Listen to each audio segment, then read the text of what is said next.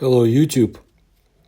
I bring you stories about the Arctic area, particular, of course, the Russian Arctic, and I've studied it for decades. Some very interesting developments, and today I want to tell you about the people that used to live in the Russian Arctic. They also had very interesting folklore, and I'll talk about it at the end of this video. But for now, let me start by saying that the 2010 Russian census, 4 people registered themselves as representatives of this Arctic people, and in the year 21, only 23 people. However, all of them were already the result of the mixing of several ethnicities in the Arctic. Back in 1959, there were about 100 of them, and once it was a tribe of people whose territory of residence stretched from the Anadyr estuary to the mouth of the Apuka. According to some archaeological data, traces of ancient settlements of the people can be traced further south to Cape Alutorsky. Those who have seen my videos about Chukotka and its paranormal phenomena and ufology and much more will probably recognize the names that I am stating here. The first appearance dated by scientists in the Arctic is the first half of the first millennium before Common Era, during the formation of the Proto-Escaleuto-Etelmen ethnic stratum. Their name of these people I'm talking about is Kerek. A number of researchers have called the Kerek the most unfortunate tribe in the Northeast. Despite the fact that the development of the Northeast by the Russian Cossacks bypassed the Kerek lands, these people in the 18th century became hostage to military clashes for the possession of deer herds between the Chukchi and the Koryaks, suffering from both. The conflicts were marked by bitterness. The raids were prepared carefully. Poison was actively used to lubricate the arrowheads. In a person who received such a wound, it swelled, and a few days later the wounded man died. 200 to 300 warriors usually took part in the clashes, but in the most fateful and important battles, about 3,000 people could be in the militia, in the local armed force, so to say. Due to their small number in comparison with neighboring people, the Kerek were unable to put up a decent resistance. As a result, most of the Kerek men died in these raids, and the women and children were abducted and assimilated.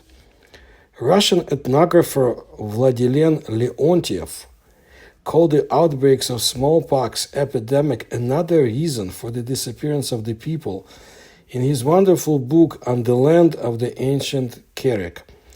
Kerek, translated from the language of the people, Angalgaku or Arakiku, means seaside people. Their remaining representatives lived in the Berengovsky district of the Chukotka Autonomous Okrug. Look at the map. I always try to attach maps to my videos. Until the 20th century, the Kerek were not separated from the coastal settled Chukchi, mistaking their language for a dialect of Chukchi or Koryak. That's what happened when people looked at the Kerek. Therefore, the data on their numbers were not accurate and varied. By the beginning of the 21st century, native speakers of the Kerek language, who had never received writing, managed to save about 5,000 words. 2 main scientists who did everything in their power to preserve the culture and language of the Kerek, the Magadan researchers Vladimir Leontiev and Alexander Orekhov, in the 1970s communicated with the elderly representatives of the people, wrote down new words, studied their traditions and history. According to the 1991 data, there were only 3 speakers of Kerek: Ekaterina Khatkana, Nikolai Etenkau, he spoke the main Bilgin dialect, Ivan Uvargirgin, he spoke the Khatir dialect. All of them, in addition to their native language, spoke Chukchi and Russian. Ethnographer and folklorist Vladimir Leontiev recorded the story of the long-lived Ekaterina Khatkana in as much detail as possible. Without planning anything like this, the woman, by the will of destiny, became a translator into Russian of the fairy tales of her people, the keeper of the folklore tradition. Ekaterina was born and grew up surrounded by Kerek. The family spoke their native language, followed all the customs. After the death of her father, Ekaterina traditionally went to be raised by her uncle, her father's brother. The woman recalled that it was difficult to raise children at that time. As a child, she had to experience really terrible hunger more than once. Ekaterina did not remember exactly at what age her tribesmen had tattooed her face, but according to folk tradition, this is the period of a child from 10 to 12 years. The elders said that it must be done, otherwise after death, they say, it will be bad, explained Khatkana. After graduating from school, Ekaterina got a job as an accountant at a fishing base, but destiny decreed otherwise. Having fallen in love with the Chukchi shepherd Vod Gergin, Ekaterina got married and went with her husband to the tundra, where she began to engage in reindeer husbandry with him. Marriages with foreigners among the Kerek, who had suffered from forced assimilation throughout their history, were not approved. Ekaterina's uncle demanded her return to her family, but the law was on the side of the young. Family alliances with the Chukchi gradually became the norm with the Kerek. Ekaterina mastered the Chukchi and the Russian languages perfectly and began to translate, at the request of her school teacher, Kerek and Chukchi fairy tales. The woman did not even imagine that her insignificant, as it seemed to her, help would turn out to be a real treasure trove for researchers, and it was she, Ekaterina Khatkana, who would introduce scientists to the previously unknown folklore of her people. The Kerek ideas about the world, ancient customs and rituals. Ekaterina considered the main task of her life to be a family and the upbringing of 6 of her own and 2 adopted children. Kerek's children, they're like a gift from the gods. The attitude towards them is the most reverent and kind in the family. They are under constant care. Children's wishes are always fulfilled and are considered to be the law. In all the Kerek fairy tales, all the younger children turned out to be smarter than their mothers and fathers and even teach them. So the fox Yawichanat Kut, before going anywhere, asks permission from her daughter, Naminna, and Naminna, in turn, scolds her mother for deception and tricks.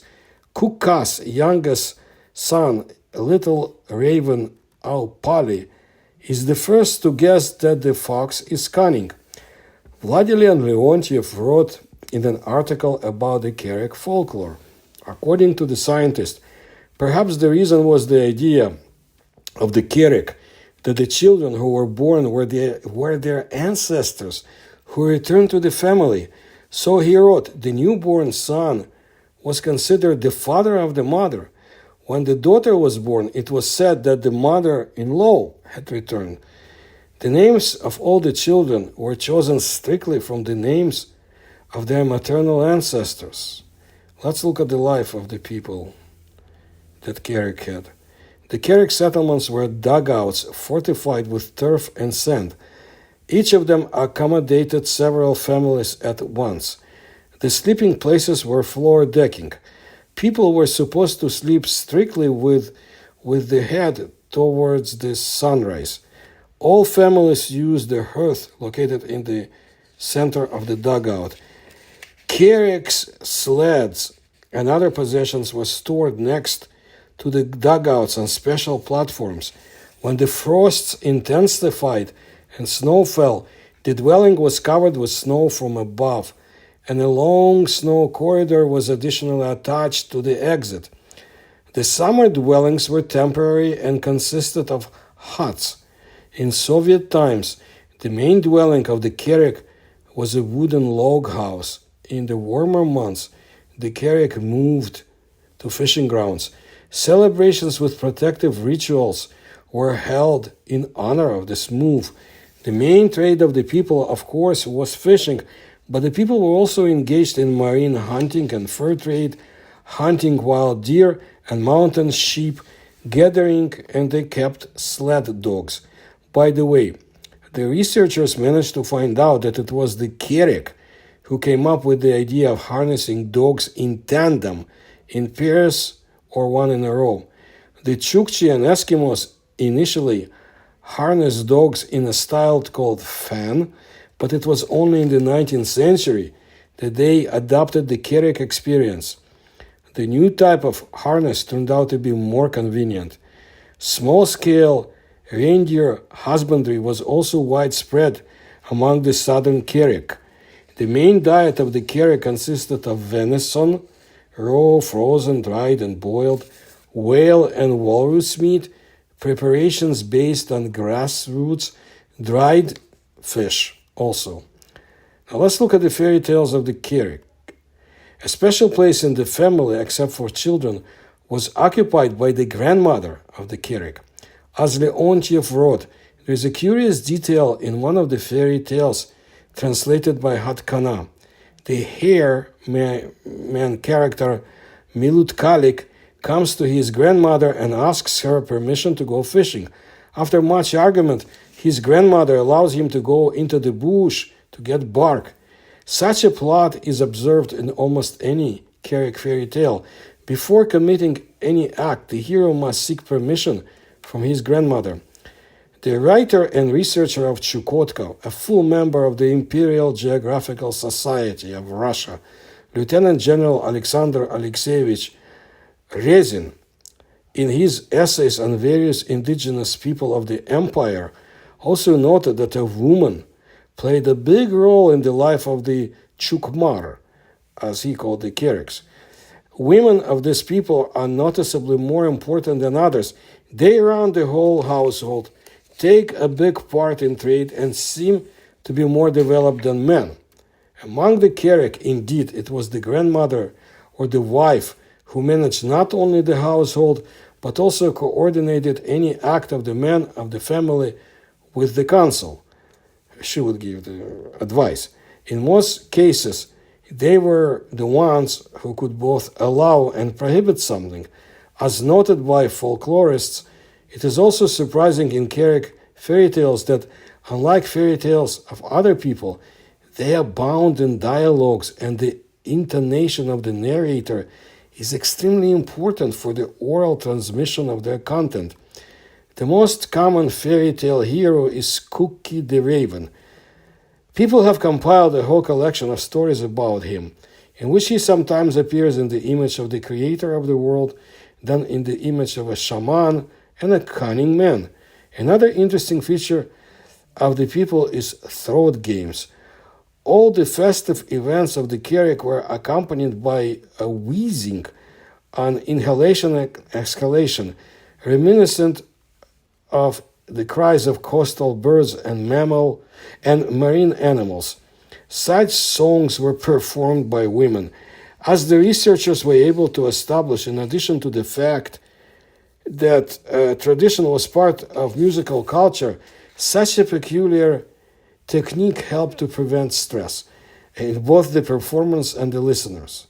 Maybe we should try it in the West too, in other parts of the world. I do want to add, those who study who see my Yakutia research and the folklore of the local people, found out, for example, about the iron fish mentioned in the legends of the Yakut.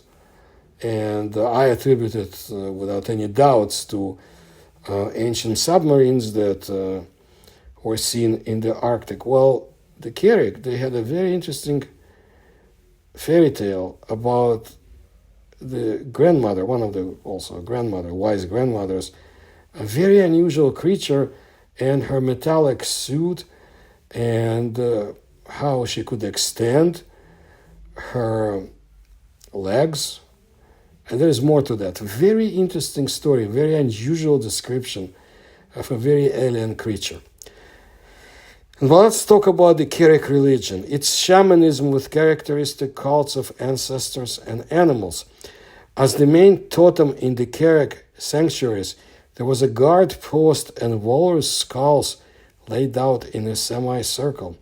The shaman, like other people, performed thanksgiving and protective rites, meaning other people of the Arctic. And the Kerek sacrificed food to the spirits of their ancestors. And again, it was women who often acted as shaman. In the Kerek belief system, everything around them is alive, has a soul, and an indissoluble connection with each other.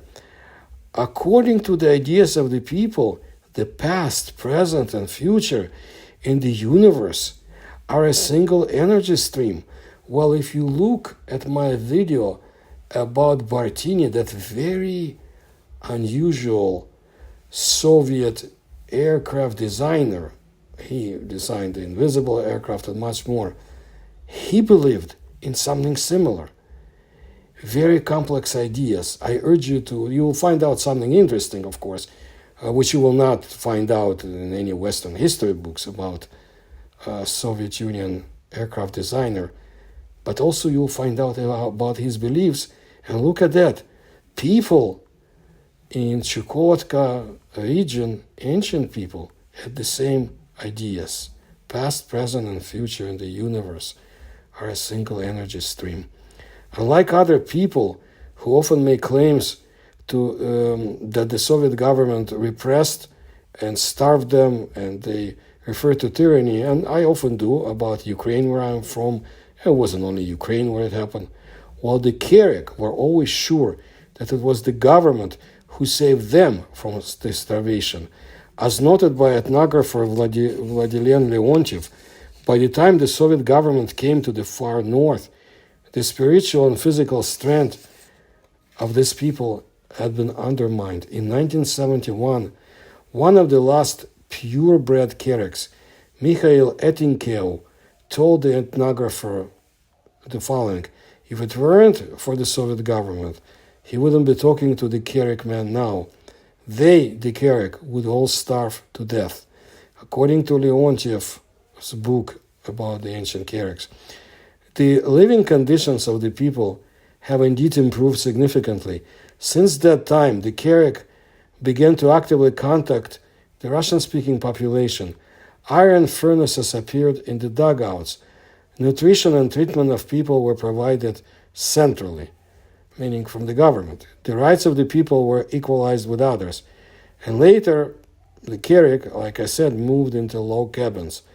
Each family began to live separately in several villages in Chukotka, increasingly mixing with the Chukchi. Leaving the coastal camps for settlements saved the people, but accelerated their assimilation. The amazing, smallest people of the Russian Arctic, with a 3,000-year history, having lived in a natural environment, in a natural isolation for too long, with the death of the last three purebred Kereks at the beginning of the 21st century, the history of the people was interrupted. Just memories remain. According to the Rosstat, or Russian Statistical Agency, the language of the Kerek, the smallest ethnic group in the Russian Federation, is spoken by one person, but he does not use his knowledge in everyday life. This was back in 2023. But I want to tell you now about some very interesting mentions, and it was mostly from Leontiev that I got them, about the mysterious humanoid called Kerek. And he was encountered by the Kerek and the Chukchi. One day in 1971, in Main Pilginol, they sat with Viktor Tinetegin, the head of the Krasnaya Yaranga, and had an animated conversation. Leontiev told him about how he was scared of tariki in childhood. Tinatigin looked at him in surprise and said that they also have tariki, only they call it kamak. More recently, shepherds found footprints in the upper reaches of the Vamochka River. They looked like human tracks, but maybe more like bear tracks. But how could they be preserved? It was raining and snowing. Leontiev was even more surprised. And they were imprinted on the stones. He took out a detailed map, and Tinatigin and the ethnographer soon found the place where the traces of the mysterious Tereki were found. By boat with a motor, it was possible to get along the Vamochka Perva to the mouth of the river of the same name. Then it was necessary to walk 20 kilometers into the mountains. Let's go, Tinatigin said. The offer was tempting, but Leontiev still had a lot to do in Main Pilgino, and they postponed the trip for the future. In 1973, when Eduard Gunchenko and the ethnographer appeared in Main Pilgino, the conversation about mysterious footprints started again. Vera Ivanovna Luneut said that there are such traces on the slope of one hill, not far from the Aigidgin River, which is called Haidin on maps. After reviewing the map with Eduard, they were convinced that these places are quite accessible and visiting them will not take much time. They decided that on the way to Khatyrka, they would definitely make a stop at the mouth of this river, but the weather did not give them the opportunity to carry out their plans, and these footprints they encountered at the clearing. Leontiev was standing by the grave and thinking. The tracks at the cliff resemble a bear trail, and the place there is convenient for the bear. The shore is clearly visible from above.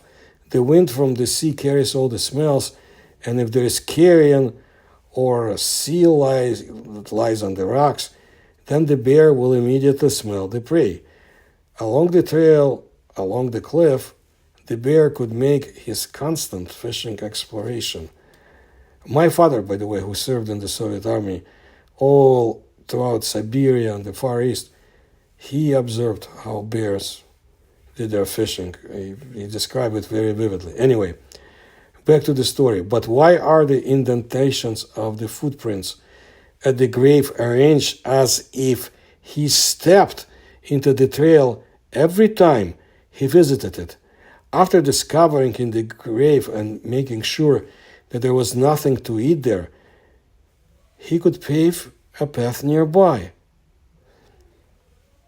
So why did the bear, or whoever else the creature was there, make sure that nobody would follow it or make out that it kept coming back? After that, Leontiev had a lot of conversations with experienced geologists who had traveled all over Chukotka and Kolyma, and when he showed slides with pictures of footprints that he had observed, they confidently said that it was the path of a very large bear. Biologists have confirmed that there is an individual of a large brown bear called the Kamchatka bear, and it is extremely rare for humans. Rumors about a huge bear also common among the Chukchi. The Russian writer Oleg Kuvayev also tried to find such a bear in the mountains near Lake Elgidgin. You should see Chukotka videos about this very strange lake and the aliens who lived in its waters or fly in its sky, so to say. You gotta do it. Anyway, the search of the writer was unsuccessful. It is possible that there is a giant bear in nature, and since it is rare, the stories about it are overgrown with legends, and the Aborigines associated these legends with the evil spirit Kamak. A similar case was told by Leontiev in Anadyr by an old resident of Chukotka, Ivan Vasilievich Polomonoshnov, who heard the story from the reindeer herder Memley. It was around the years 1925 to 1930.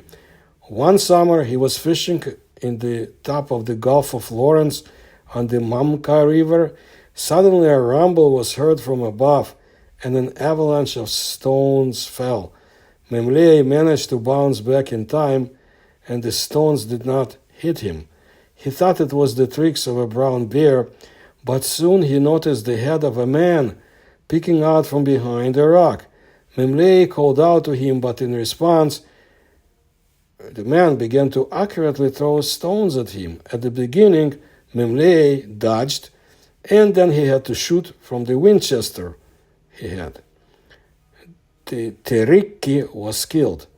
Alone, Memley was afraid to approach him, and only together with his relatives examined the dead man later. It was a naked man, overgrown with fur, with a shaggy head. There was a solid tattoo all over his body, and there were no shoes on his feet. Kerek was buried according to the Chukchi custom. It was taken to the tundra and left on a hill. This is what I wanted to let you know today.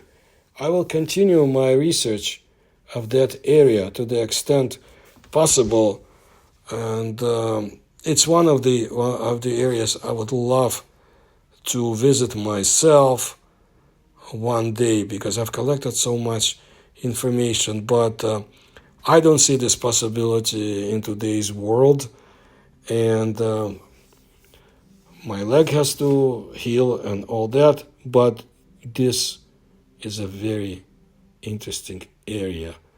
I've always told you, Chukotka, Kamchatka, Yakutia, huge territories and full of paranormal phenomena, virtually unknown in the West. So I'm doing my part to bring it to your attention, and not only in the West, but everywhere where people can listen to my videos and watch photographs and so forth. So that's for today. And if you like my research, please support me through the links you will find in description to this video. Please like my videos and subscribe to my channel. Thank you for your attention to my work.